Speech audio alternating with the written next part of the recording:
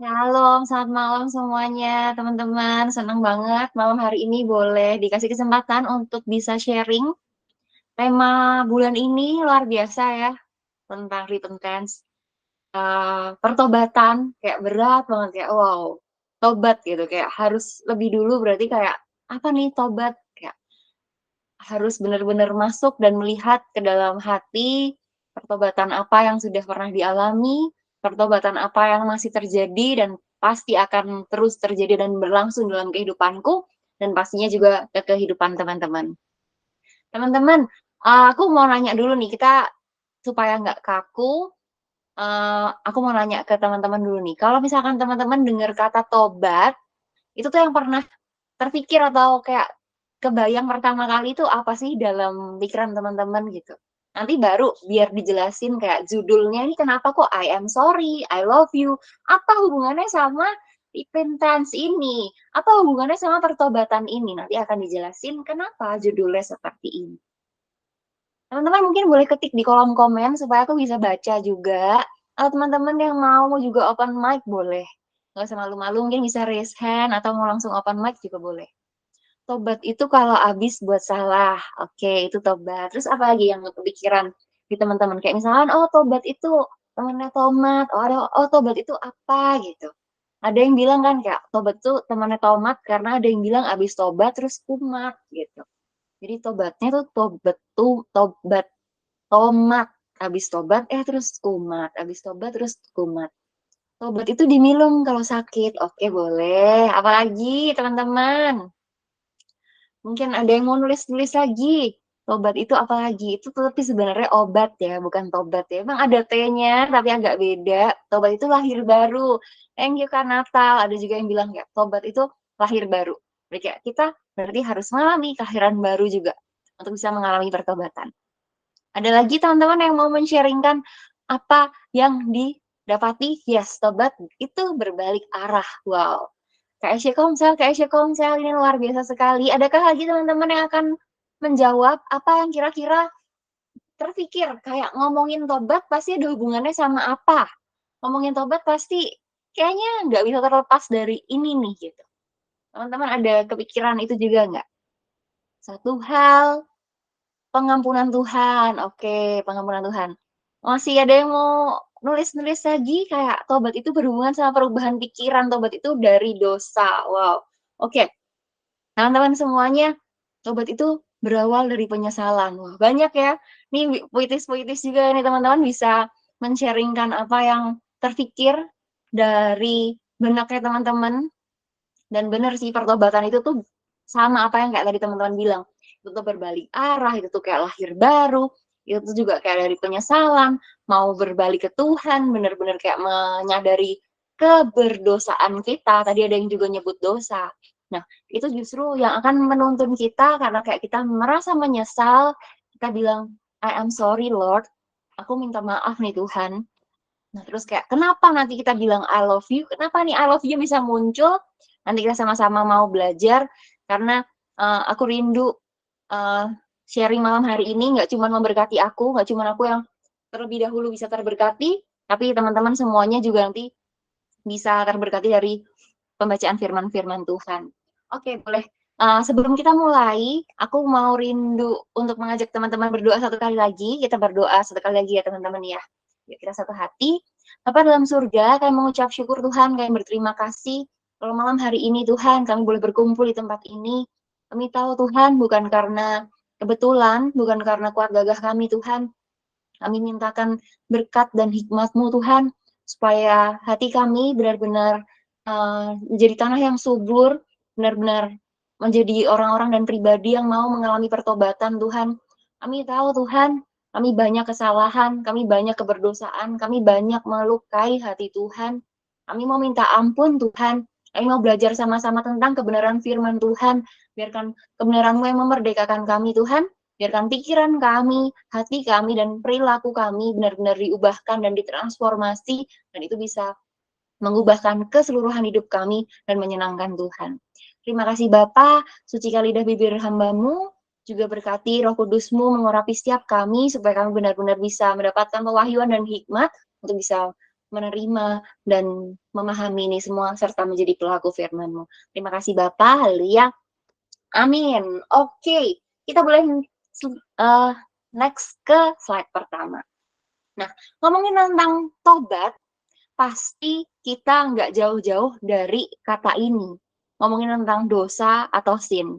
Karena ngomongin tentang pertobatan, ngomongin tentang ada yang diakui, ada yang disesali, ada yang kayak kita ngerasa bersalah, pasti ada sesuatu yang kayak membuat salah. Nah, ini nih yang menyebabkan itu adalah si dosa.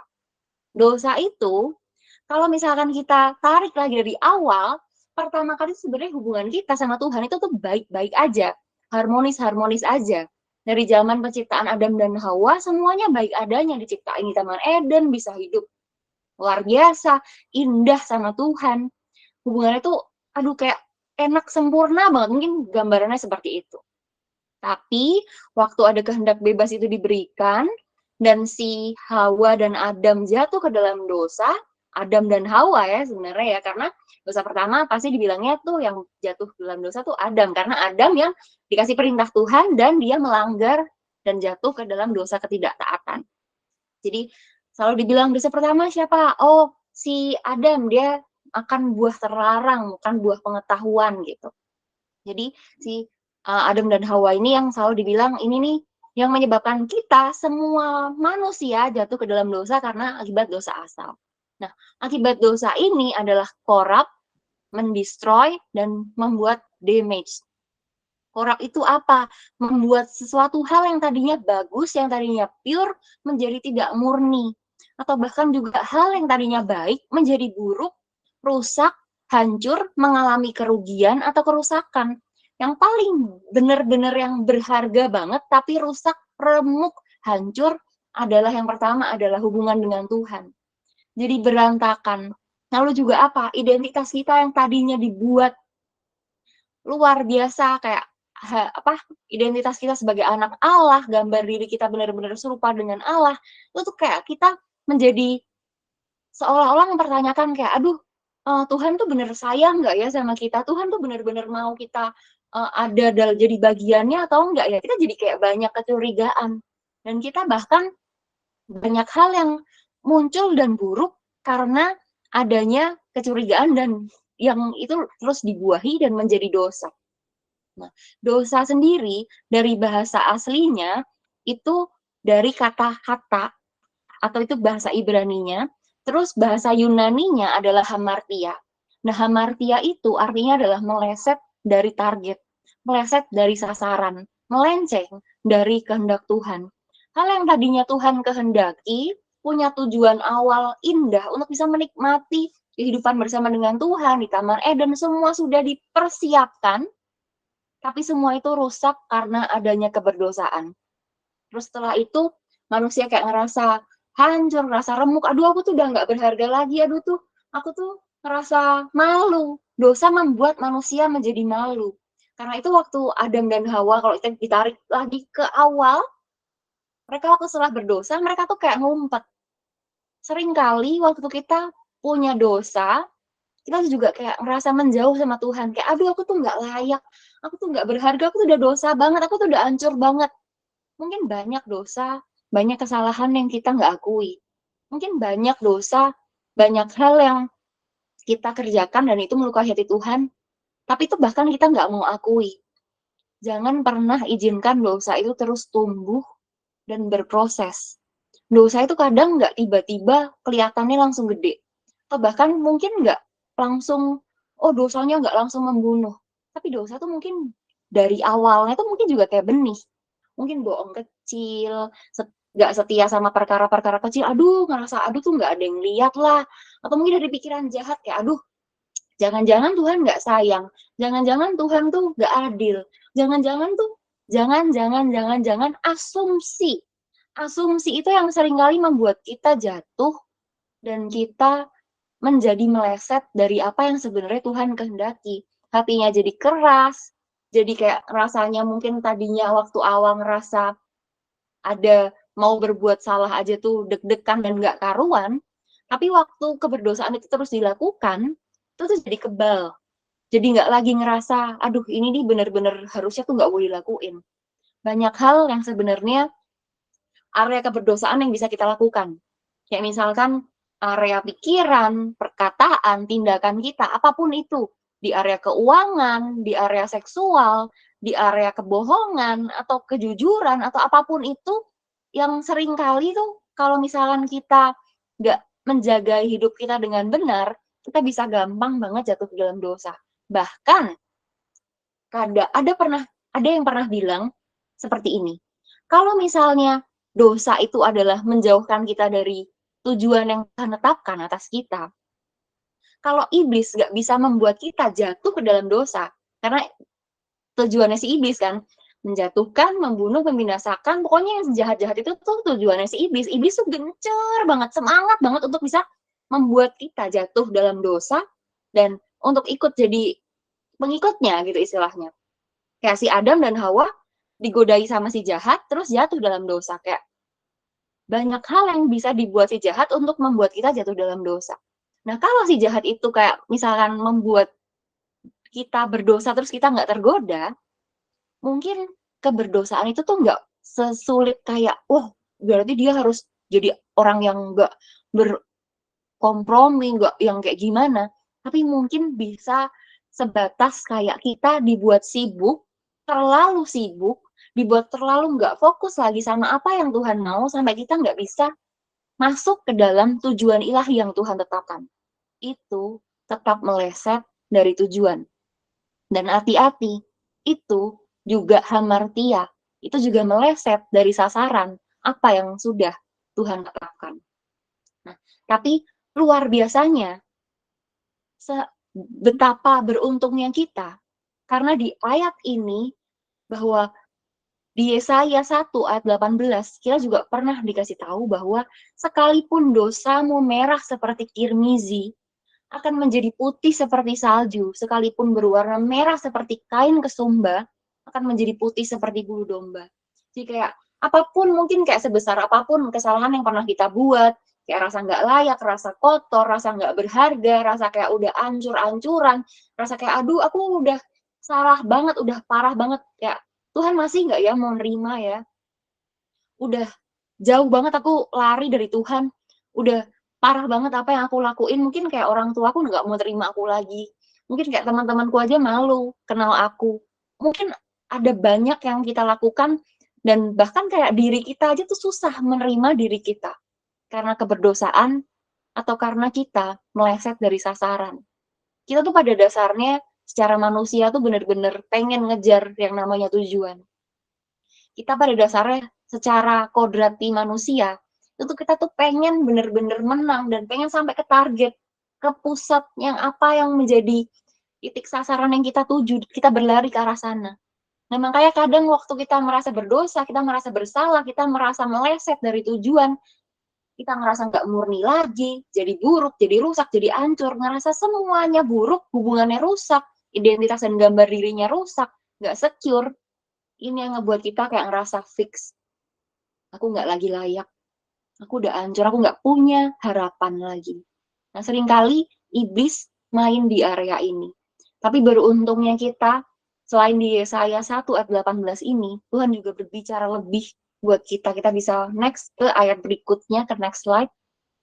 Di Yoel 2 ayat 12 sampai dengan 13 dikatakan demikian. Tetapi sekarang juga, demikianlah firman Tuhan, berbaliklah kepadaku dengan segenap hatimu, dengan berpuasa, dengan menangis, dan dengan mengaduh. Di ayat 13 berkata demikian, koyakkanlah hatimu dan jangan pakaianmu. Berbaliklah kepada Tuhan Allahmu, sebab Ia pengasih dan penyayang, panjang sabar dan berlimpah kasih setia, dan Ia menyesal karena hukumannya. Wow, luar biasa ya. Di sini yang kita lihat adalah ayat dari terjemahan baru. Kita melihat bahwa seberapapun berdosanya kita, seberapapun nggak layaknya kita, Tuhan panggil kita loh. Tetapi sekarang juga, demikianlah firman Tuhan, berbaliklah kepadaku dengan segenap hatimu. Yang Tuhan minta tuh kayak, udah balik aja dengan segenap hatimu. Kayak seluar biasa itu Tuhan nggak kayak ngejudge kayak, oh kamu harus ini. Kalau kita memperhatikan belakangnya, di ayat setelah bilang berbaliklah kepadaku dengan segenap hatimu, dengan berpuasa, dengan menangis dan dengan mengaduh, kita di sini bisa lihat, oh, ini Tuhan kasih cara loh buat kita. Cara berbaliknya tuh kayak gimana? Kadang kan kita terlalu pusing kan, kayak, aduh aku udah terlalu berdosa, aku nggak ngerti, aku harus balik tuh gimana? Aku nggak bisa stopin dosa aku. Dosa ini terus menerus dilakuin, dosa ini terlalu asik, dosa ini terlalu nikmat. Aku tuh merasa bersalah, tapi aku nggak bisa stopin ini gimana? Tapi Tuhan kasih kuncinya. Sekarang juga berbaliklah kepadaku dengan segenap hatimu. Di sini kita merasa bahwa Tuhan kasih caranya. Tapi di terjemahan yang lainnya, di ayat yang sama, justru kita bisa belajar lebih dalam lagi, lebih indah lagi, betapa luar biasanya Tuhan. Boleh tolong di next slide, kita mau lihat dari versi NASB-nya. NASB-nya, versinya bilang begini, ini versi terjemahan Amerika. Jadi versi ini, jadi kan ada banyak banget terjemahan asing, kayak yang pakai bahasa Inggris, ada kayak NIV, ada kayak NET, banyak versinya. Cuman kenapa NASB ini digunakan waktu untuk merenungkan firman ini dan ayat ini secara khusus? Karena versi NASB ini biasa digunakan oleh teolog, para teolog, dan ini nih biasanya digunakan infonya dari apa yang dipelajari sebelum ini waktu mempersiapkan sharing firman ini. Si pastor-pastor ini nih yang membuat si terjemahan ini nih dari kayak seminari dari Dallas sama Tisdale dari luar si Amerika itu. Jadi mereka benar-benar menerjemahkan itu dari kata per kata, benar-benar mempelajari si bahasa aslinya untuk bisa menerjemahkan kayak apa sih yang Tuhan mau sampaikan dan ditulisin lewat firman-Nya. Nah, waktu renungin dari bahasa Inggrisnya ini, mendapati bahwa, wah luar biasa loh, luar biasanya gimana kita belajar sama-sama. Di Yoel 2 ayat 12 sampai 13 ini, versi NASB-nya disebut demikian. Yet even now, berarti sama, dibilangnya kayak, sekarang juga, declares the Lord, return to me with all your heart. Tetap dibilang kayak, kembalilah kepadaku, balik sama aku, sekarang juga dengan segenap hatimu. Tapi uniknya, ini ada komanya dulu, baru dia bilang, and with fasting, weeping, and mourning. Kalau misalkan yang tadi di bahasa Indonesia, kan kita taunya tetapi sekarang juga, demikianlah firman Tuhan, berbaliklah kepadaku dengan segenap hatimu. Jadi kayak di versi Indonesia, kita menangkap itu sebagai cara. Oh, berarti berbaliknya kita ke Tuhan itu caranya gimana? Kalau dengan segenap hati itu berarti dengan cara apa? Oh, dengan cara berpuasa, dengan cara menangis, dan dengan cara mengaduh. Tapi ternyata waktu kita pelajari dari versi teolog-teolog yang benar-benar mempelajari kata per kata, itu diartikan dengan berbeda. Dia pakai kata koma, jadi kayak bilang, udah berbalik aja kepadaku dengan segenap hatimu. Udah, stop di situ. Baru dia bilang, baru bisa dilakukan itu dengan berpuasa, dengan menangis, dan juga dengan mengaduh. Jadi yang Tuhan minta, kalau kita mau ngomongin tentang bertobat, balik aja. Nggak ada alasan apapun, balik aja. With all your heart. Berbaliklah kepadaku dengan segenap hatimu. Tuhan, tapi aku nggak bisa. Ya karena kamu banyak alasan. Tuhan, tapi aku nggak tahu caranya. Tuhan aja udah kasih koma di situ. Nggak usah bilang pakai caranya gimana. Itu belakangan aja. Tuhan cuma bilang, yet even now. Sekarang juga. Tetapi sekarang juga berbaliklah kepadaku dengan segenap hatimu. Tuhan cuma mau minta hati kita. Tuhan cuma mau minta balik aja kepadaku. Nggak minta kamu harus bawa persembahan 10 juta, 100 juta. Tuhan minta kamu harus berpuasa 40 hari, 40 malam. Tuhan harus minta kamu harus nangis sampai air matamu itu dikumpulin di galon aqua atau apapun. Tuhan nggak minta itu. Tuhan cuma bilang, yet even now, return to me with all your heart. Baru nanti dijelasin, and with fasting, weeping, and mourning. Dan yang uniknya, kalau tadi kita lihat versi bahasa Indonesia, dibilang, koyakanlah hatimu dan jangan pakaianmu.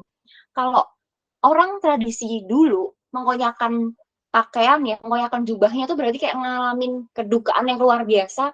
Jadi dia kayak mengoyakkan apa yang menjadi cover dari tubuhnya, keakuannya benar-benar dilepaskan, benar-benar dihempaskan, apa yang ada di dirinya yang biasa dianggap untuk menutupi jati dirinya, identitasnya dia yang lama, dikoyakkan dan dilepaskan itu. Itu versi bahasa Indonesianya. Dibilangkan, koyakkanlah hatimu dan jangan pakaianmu. Tapi di versi NASB-nya, kita boleh lihat lagi, kita pelajari sama-sama, and tear your heart and not merely your garments. Berarti apa dibilang nih? Not merely your garments. Bilang, dan koyakkanlah hatimu dan jangan cuma pakaianmu. Kalau misalkan di bahasa Indonesia, kita bisa ngehnya kayak, oh berarti yang dikoyakin tuh hati, jangan pakaian. Tapi dari versi NASB, kita benar-benar bisa lihat, oh covernya kita tuh pun dikoyakkan. Jati dirinya kita, keangkuhannya kita yang kita ngerasa kayak ini yang biasa untuk menutupi diri kita, itu pun kita koyakkan. Tapi nggak cuman itu. Fear your heart, itu yang lebih penting. Fear your heart, not merely your garments. Jadi nggak cuman appearance kita, nggak cuman jubah kita, atau keangkuhan kita, atau yang kita ngerasa keren, yang kita lepasin, yang kita koyakkan. Tapi hatimu koyakkan. Apa yang ada di hati kita, yang kita ngerasa punya keangkuhan, yang kita ngerasa kita seringkali lebih besar-besaran itu daripada Tuhan. Itu yang dikoyakkan. Itu yang kita perlu bereskan. Itu yang benar-benar kita perlu punya rasa mau hancurin, remukin semua yang enggak didasari dengan apa yang sesuai sama kehendak Tuhan, itu yang dikoyakkan. Itu yang benar-benar kita harus goyangkan, goncangkan supaya itu benar-benar sesuai sama apa yang jadi kehendak Tuhan. Dan sekali lagi dibilang, now return to the Lord your God. Kembali, berbaliklah pada Tuhan Allahmu. For He is gracious and compassionate, slow to anger, abounding in mercy, and relenting of catastrophe. Berbaliklah pada Tuhan Allahmu, sebab Ia pengasih dan penyayang, panjang sabar dan berlimpah kasih setia, dan Ia menyesal karena hukumannya. Wow, seluar biasa itu loh. Kita tuh dibilang kayak berbalik sama Tuhan. Bertobat itu berbalik sama Tuhan. Karena Dia itu pengasih dan penyayang. For He is gracious and compassionate, slow to anger, abounding in mercy, and relenting of catastrophe. Bukan karena Tuhan, aku mau bertobat karena kalau aku nggak bertobat nanti aku takut masuk neraka. Tuhan, aku mau bertobat karena kalau aku nggak bertobat nanti aku bisa masuk penjara. Tuhan, aku mau bertobat karena kalau aku nggak bertobat, aku nanti takut nggak dapat berkat.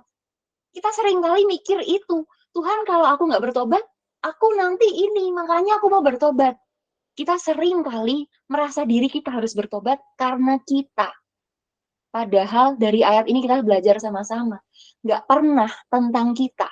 Semua harusnya tentang Tuhan. Tuhan cuma bilang, now return to the Lord. Yet even now, dari awal kita dibilang, yet even now, sekarang juga. Return to the Lord our God. For He is gracious and compassionate, slow to anger, abounding in mercy, and relenting of catastrophe. Luar biasa banget kan? Jadi dari awalnya kayak Tuhan bilang, berbalik yuk ke aku yuk. Tuhan bilang kayak gitu. Tuhan yang panggil. Terus Tuhan bilang, berbalik yuk ke aku yuk. With all your heart. Sepenuh hatimu aja. Yang aku minta tuh hatimu. Gak usah sibukin cara-caranya. Gak harus pusingin kayak caranya. Oh, bagus kamu puasa. Kamu berdoa, kamu menangis, kamu mengadu itu bagus. Itu cara yang bisa kamu gunakan untuk pertobatan. Mengekang diri. Tapi yang lebih penting dari itu, gak usah sibukin sama caramu, gak usah pikir tentang apanya, tentang kamu. Ini semua pertobatan kalau kamu mau lakuin karena aku Tuhan. Karena Tuhan, aku cuma mau hatimu, gak usah peduli sama caramu. Seluar biasa itu. Sebegitu besarnya kasih Tuhan buat kita, yang memanggil kita, untuk kita benar-benar bisa mengalami pertobatan. Jadi kalau kita bilang, Tuhan aku mau bertobat, bukan aku yang mau bertobat. Tuhan lebih dulu mau kita bertobat. Sampai Tuhan tuh benar-benar kirim anaknya untuk bisa menanggung dosa semua manusia. Tuhan datang, Tuhan Yesus Kristus datang itu tuh justru malah waktu kita masih berdosa, dosanya besar banget manusia. Tapi itu Tuhan punya inisiatif untuk membebaskan kita dari keberdosaan. Secinta itu Tuhan sama kita. Makanya kayak tadi kenapa bisa muncul judulnya kalau I love you, karena Tuhan terlebih dahulu mengasihi kita. Seluar biasa itu loh kasih Tuhan sama kita. Kayak, wow, ngomongin tentang pertobatan, ngomongin tentang keberdosaan yang kita lakukan, Tuhan tuh nggak minta kayak, oh caramu harus kayak gini, oh kamu kalau nggak lakuin cara ini, kamu nggak layak untuk bertobat. Kalau kamu nggak lakuin ini, kamu nggak bisa nerima berkat-berkat. Enggak, Tuhan nggak pernah minta itu. Tuhan cuma bilang, sekarang juga berbaliklah kepadaku dengan segenap hatimu. Baru, koma, and with fasting, weeping, and mourning. Dan dengan berpuasa, dan dengan menangis, dan dengan mengadu. Dan semuanya ini bisa terjadi karena Tuhan, karena mersinya Tuhan, karena kasihnya Tuhan, bukan karena kita. Jadi seluar biasa dan seindah itu kita mengalami pertobatan, karena lebih dulu Tuhan mau kita bertobat, dan Tuhan terlebih dahulu memberikan kasihnya yang luar biasa buat kita mengalami pertobatan. Luar biasa ya, kita berbalik arah, bisa balik lagi ke tujuan untuk bisa kembali ke target hidup maksimal karena cintanya Tuhan lagi. Jadi emang hidup kita itu nggak pernah bisa dilepaskan dari cintanya Tuhan. Boleh tolong di next slide? Ini yang sebenarnya Tuhan mau dari awal. Tuhan mau untuk kita bisa hidup menjadi kudus dan serupa Kristus.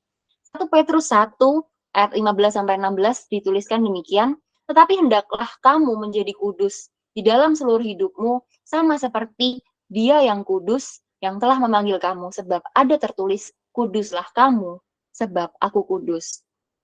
Di Ibrani 12 ayat 14 berkata demikian, berusahalah hidup damai dengan semua orang dan kejarlah kekudusan, sebab tanpa kekudusan, tidak seorang pun akan melihat Tuhan. Tadi kita tahu, di awal kita mengalami keberdosaan, melenceng dan jauh, hubungannya rusak dari Tuhan akibat dosa tuh apa aja tadi udah dijelasin di awal. Dan Tuhan tuh benar-benar kayak sedih juga dengan hubungan yang rusak. Tapi karena kita tuh tahu juga bahwa Tuhan itu kudus dan Tuhan nggak bisa mendinai dirinya yang kudus itu, dan bahkan kalau emang tanpa kekudusan tuh nggak ada seorang pun yang bisa melihat Tuhan. Tuhan yang punya inisiatif luar biasa begitu rupa. Tuhan yang panggil kita supaya untuk bisa jadi kudus lagi, untuk bisa mengalami pertobatan, supaya hidup kita bisa jadi serupa Kristus, dan dengan kekudusan kita yang bisa dipertobatkan, yang sudah diselamatkan, yang makin serupa Kristus itu, kita bisa punya hubungan yang baik lagi sama Tuhan. Kita bisa punya kekudusan dan kita berhak untuk punya identitas lagi yang benar, untuk punya keberhargaan lagi di dalam Tuhan. Seluar biasa cintanya Tuhan itu. Kalau kita bisa menikmati, kalau kita mau enjoy sama-sama, dan kalau kita mau cherish itu setiap hari, kita bisa jadi kudus dan serupa Kristus. Wow, seluar biasa itu loh. Cintanya Tuhan, seluar biasa itu loh. Sayangnya Tuhan sama kita, sampai Tuhan itu mau lakukan itu buat setiap kita. Dan next-nya, tentang pertobatan, boleh tolong di next slide. Pertobatan kita sama-sama mau belajar dari Roma 2 ayat 1 sampai dengan 11. Aku bantu bacakan. Hukuman Allah atas semua orang. Karena itu, hai manusia, siapapun juga engkau yang menghakimi orang lain, engkau sendiri tidak bebas dari salah. Sebab dalam menghakimi orang lain, engkau menghakimi dirimu sendiri. Karena engkau yang menghakimi orang lain melakukan hal-hal yang sama. Tapi kita tahu bahwa hukuman Allah berlangsung secara jujur atas mereka yang berbuat demikian. Dan engkau, hai manusia, engkau yang menghakimi mereka yang berbuat demikian, sedangkan engkau sendiri melakukan juga. Adakah engkau sangka bahwa engkau akan luput dari hukuman Allah? Maukah engkau menganggap sepi kekayaan kemurahannya, kesabarannya, dan kelapangan hatinya? Tidakkah engkau tahu bahwa maksud kemurahan Allah ialah menuntun engkau kepada pertobatan? Tetapi oleh kekerasan hatimu yang tidak mau bertobat, engkau menimbun murka atas dirimu sendiri. Pada hari waktu mana murka dan hukuman Allah yang adil akan dinyatakan. Ia akan membalas setiap orang menurut perbuatannya, yaitu hidup kekal kepada mereka yang dengan tekun berbuat baik, mencari kemuliaan, kehormatan, dan ketidakbinasaan. tapi murka dan geram kepada mereka yang mencari kepentingan sendiri, yang tidak taat kepada kebenaran, melainkan taat kepada kelaliman. Penderitaan dan kesesakan akan menimpa setiap orang yang hidup dan berbuat jahat. Pertama-tama orang Yahudi dan juga orang Yunani. Tetapi kemuliaan, kehormatan, dan damai sejahtera akan diperoleh semua orang yang berbuat baik. Pertama-tama orang Yahudi dan juga orang Yunani. Sebab Allah tidak memandang bulu. Wow, seringkali waktu kita merasa dosa yang kita berbeda, dosanya orang lebih berat, kita kayak ngerasa gampang banget ngejudge, aduh dia tuh dosanya berat banget. Padahal seringkali kita lupa. Emang selumbar di mata orang tuh kita bisa lebih kelihatan, tapi balok di mata sendiri tuh kita jarang bisa melihat dan nge-state itu. Itu padahal sebenarnya lebih bahaya. Nah, di Roma 2 ayat 4 dikatakan demikian, maukah engkau menganggap sepi kekayaan kemurahannya, kesabarannya, dan kelapangan hatinya? Tidakkah engkau tahu bahwa mas kemurahan Allah ialah menuntun engkau kepada pertobatan? Sebenarnya Tuhan itu masing-masing pribadi itu mau menuntun kita. Nggak usah nuding orang dan minta, aduh dia dulu dong bertobat, kan dia dosanya lebih banyak. Kan dia menyakiti hatiku, hati orang tuaku, dia melukai semua orang. Orang lainnya itu sedih banget atas perbuatannya. Stop bilang kayak gitu. Dari Roma 2 ayat 4 nih kita belajar sama-sama. Gak usah ngejudge yang lainnya. Pertobatan itu dimulai dari kita. Sebab Tuhan mau menuntun kita. Maksud kemurahan Allah ialah menuntun engkau kepada pertobatan. Di sini nggak disebut menuntun dia pada pertobatan. Ini menuntun engkau, menuntun kita. Makanya setiap kita mau nggak masing-masing pribadi meresponi dia. Masing-masing pribadi meresponi kasihnya. Repentance is good for us. Bagus, baik untuk setiap kita. Yang mengalami keuntungan kita. Yang mengalami kebaikan, dampak baik dari pertobatan itu kita. Makanya kayak jangan nuntut orang kayak, oh dia dosanya lebih gede. Dia harus bertobat dulu. Baru nanti aku bertobat. Enggak. Semua ini tentang Tuhan. Bukan tentang hidup kita. Kita bisa dapat apa, kita bisa lebih enak, kita lebih bisa bahagia. Enggak. Ini kebaikannya untuk kita. Tapi justru karena itu, kita udah terima kemurahan dari Tuhan. Masing-masing pribadi kita yang ditanya. Mau nggak masing-masing kita tuh meresponi kasihnya Tuhan? Berbalik pada jalan kebenaran, kembali ke tujuan awal, alami pembaruan pikiran. Ini yang Tuhan inginkan buat masing-masing dari kita. Dan kalau kita bingung kayak Tuhan, terus langkah nyatanya tuh aku harus apa? Langkah pertobatanku tuh harus gimana? Boleh tolong di next slide? Seringkali kita tuh terlalu bingung kayak Tuhan, aku nggak ngerti aku harus apa, aku harus ngapain, aku harus gimana. Kita terlalu pusing sama dosa yang kita udah lakuin, terus kayak ngerasa Tuhan dosa aku terlalu besar, aku nggak ngerti. Aku udah kayak susah banget Tuhan. Aku kalau udah dosa kayak udah terlalu enjoy sama menikmati keberdosaan, terus kayak lupa, lupa kasihnya Tuhan. Kalau teman-teman tadi banyak yang nanya, kenapa kok judulnya I'm sorry, I love you? Karena sebenarnya diawali dari apa yang aku alami, apa yang aku terima dan rasakan juga dari Tuhan. Sebagai manusia, nggak luput dari keberdosaan. Sebagai manusia, juga saya harus mengalami dan melakukan pertobatan setiap hari. Banyak juga kok, kalau mau diakui, keberdosaan yang aku lakukan secara pikiran, perkataan, ataupun tindakan. Banyak tindakan keberdosaan juga yang masih aku lakuin, yang aku pun kayak berusaha, Tuhan aku mau nyangkal kedaginganku, aku mau nyangkal hal-hal yang aku tahu ini nggak berkenan buat Tuhan, tapi susah Tuhan, susah banget. Kayak Tuhan tolong, gimana caranya? Langkah pertobatan apa yang bisa aku lakukan untuk aku stopin dosaku ini? Dan ini yang Tuhan lakukan dan membuat aku bisa uh, istilahnya menang untuk bisa stopin dosa. Karena di satu waktu aku sekaligus kesaksian, di satu waktu ketika aku sedang melakukan keberdosaan, susah banget. Di sini tuh kayak tahu Tuhan nggak suka, Tuhan mau aku stop, tapi kayak Tuhan ini aku bingung stopinnya gimana. Tapi yang benar-benar bisa stopin tuh adalah simple banget. Kayak Siska, do you love me? Kayak cuma ditanya kayak Siska, apakah kamu mengasihi aku? Di situ tuh justru kayak diem, kayak mau jawab aku mengasihimu, tapi kalau aku lakukan hal yang mendukakan hatinya, yang melukai hatinya, ini kayak gimana aku bisa bilang kayak aku mengasihi Tuhan. Jadi waktu ada pertanyaan itu muncul, waktu melakukan dosa itu, terus pertanyaan itu muncul, Siska, do you love me? Yesus kayak nggak berani jawab. Terus pertanyaan itu muncul lagi, Siska, do you love me? Masih nggak bisa jawab, dan itu pun kayak masih belum bisa lepas dari dosa. Dan yang ketiga kali ditanya, Siska, do you love me?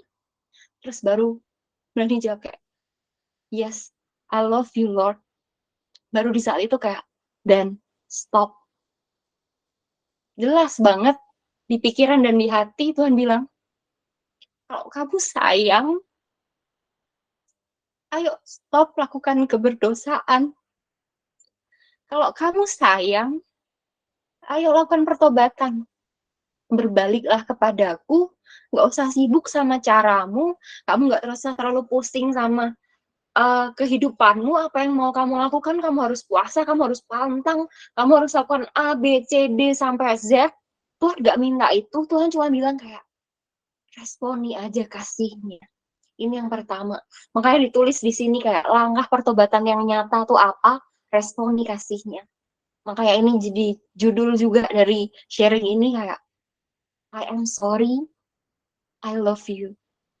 Waktu kita tahu, waktu aku tahu secara khusus, kayak Tuhan udah benar-benar datang ke dunia untuk menebus dosa kita. Karena begitu besar kasih Allah akan dunia ini, sehingga ia telah mengaruniakan anaknya yang tunggal, supaya setiap orang yang percaya kepadanya tidak binasa, melainkan beroleh hidup yang kekal.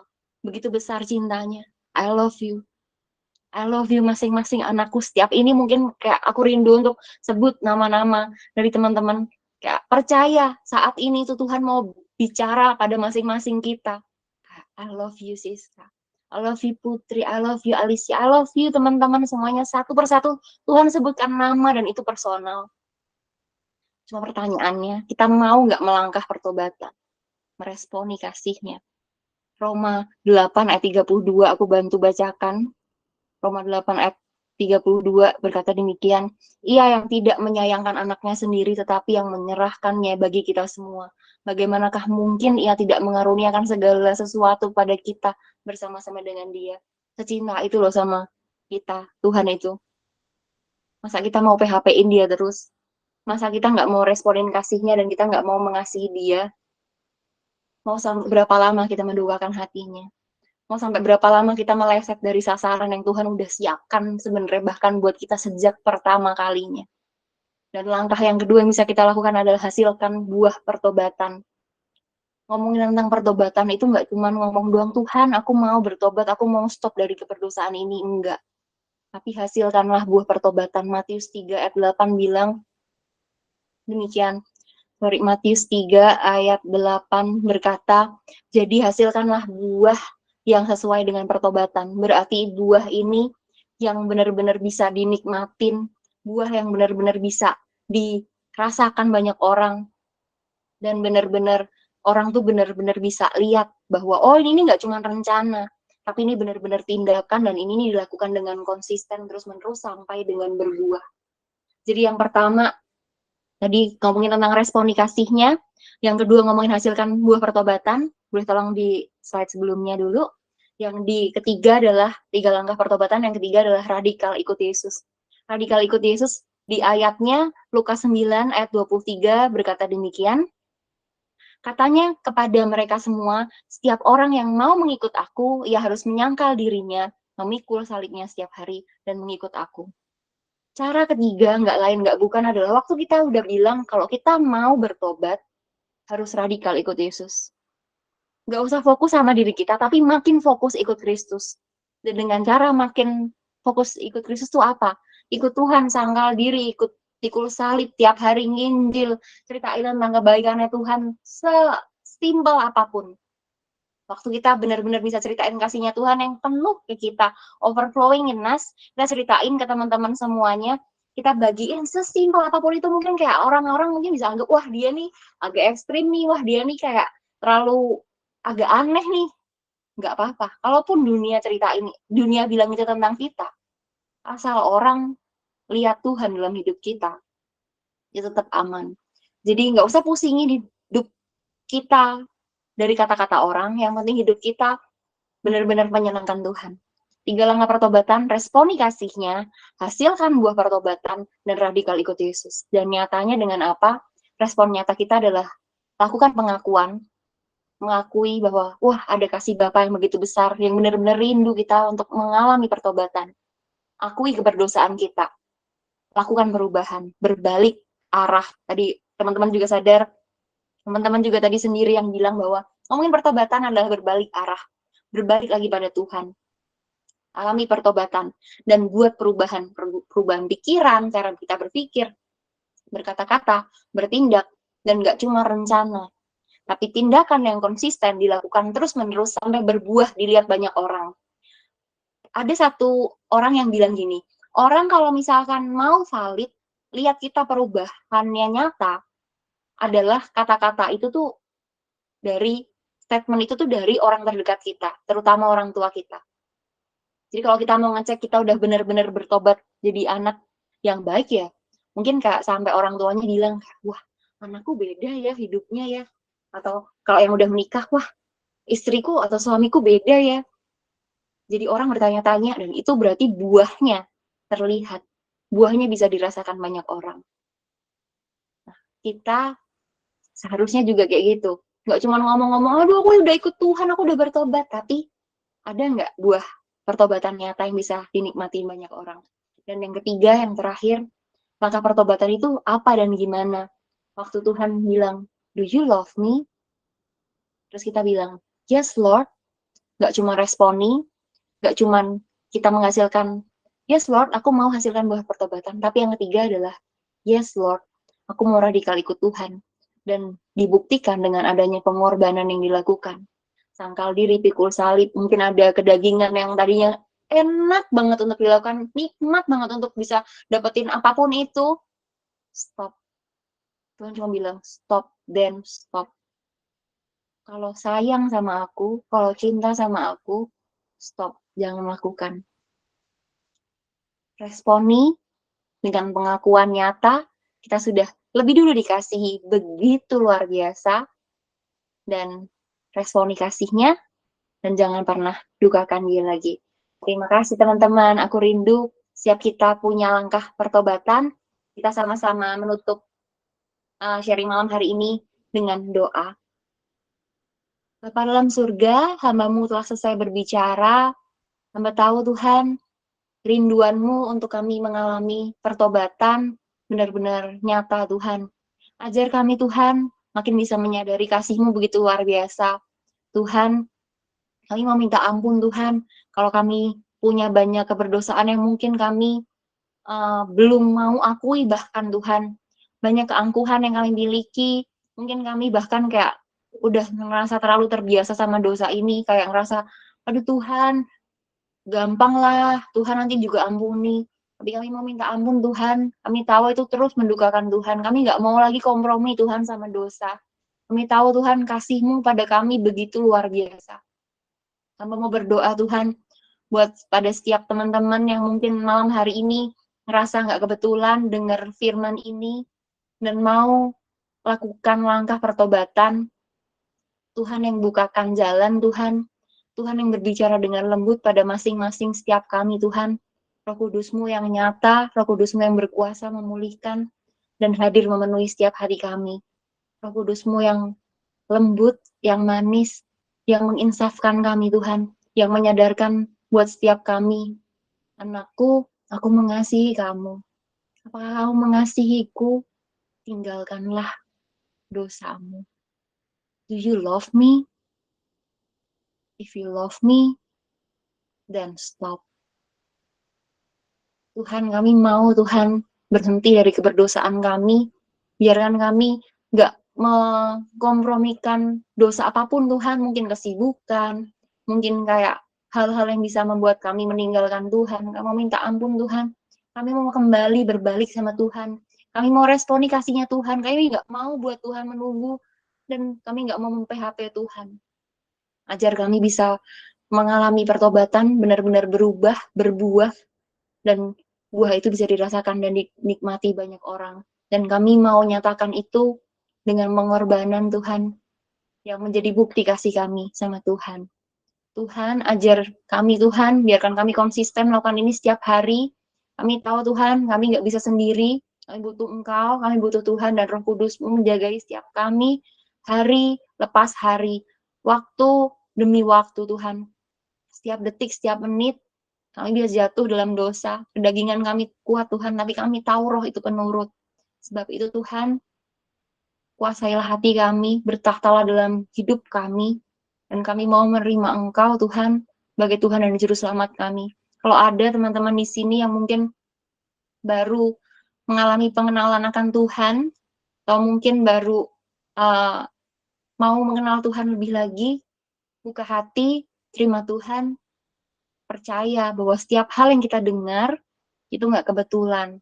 Percaya bahwa setiap hal yang Tuhan izinkan untuk kita bisa mengenal kasih-Nya, itu bukan hal kebetulan. Responi Tuhan, Tuhan Yesus memberkati. God bless you teman-teman. Tuhan Yesus mengasihi kita semua. Love you guys. God bless.